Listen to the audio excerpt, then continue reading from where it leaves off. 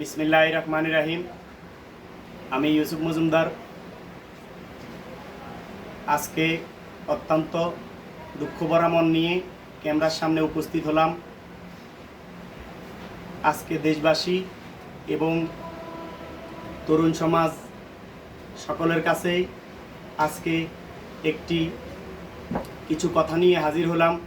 আপনারা দেখেছেন গত 21 তারিখ রাতে শাহালি থানায় প্রশাসন দ্বারা একটি বিচার বহির্ভূত হত্যাকাণ্ড সংঘটিত হয়েছে। আমরা দেখেছি গত 21 তারিখ রাতে আসিফ শিকদার, আমাদের সাবেক ছাত্রনেতা এবং বর্তমান যুবনেতা, তাকে কিভাবে রাস্তায় ফেলে বিচার বহির্ভূতভাবে হত্যা করা হয়েছে। আপনারা দেখেছেন সেম একইভাবে গত কিছুদিন আগে মিটফুডে একটি হত্যাকাণ্ড ঘটেছে, যে হত্যাকাণ্ডটা নিয়ে খুব আলোচনা হয়েছিল, কিন্তু সেম একইভাবে গত 21 তারিখ রাতে আসিফ শিকদারকে হত্যা করা হয়েছে প্রশাসন দ্বারা। আমরা এটা তীব্র নিন্দা এবং প্রতিবাদ জানাই যে বাংলাদেশের মানুষ, শান্তিপ্রিয় মানুষ, তারা এই ধরনের বিচার বহির্ভূত হত্যাকাণ্ড চায় না। বাংলাদেশে একটি অরাজকতা সৃষ্টি করার জন্য এই জুলাই আসার পরেই আপনারা দেখেছেন যে জুলাইটাকে বিতর্কিত করার জন্য একটা গোষ্ঠী প্রশাসনকে কিছু সময় কাজে লাগাচ্ছে, কিছু সময় এনসিপিকে, কিছু সময় বিএনপির ভিতরে ঢুকে বিএনপিকে বিভিন্ন খাতে এই দেশটাকে অরাজকতা সৃষ্টি করার জন্য একটা মহল উঠে পড়ে লেগেছে।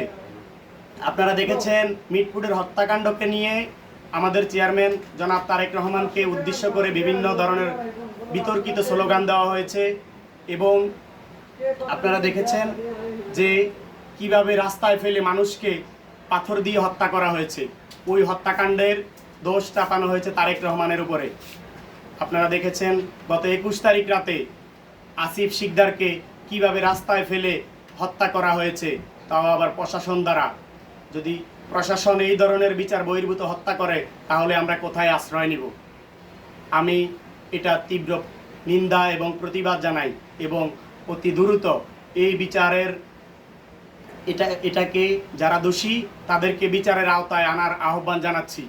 এবং আপনারা দেখেছেন গত কিছুদিন ধরে আমাদের ঢাকা মহানগর উত্তর যুবদলের সংগ্রামী সদস্য সচিব জনাব সাজ্জাদুল মিরাজ অত্যন্ত দুঃখ পরামন নিয়ে সে এটার বিচার বিভিন্ন মহলে এটার বিচার নিয়ে সে দৌড়াচ্ছে।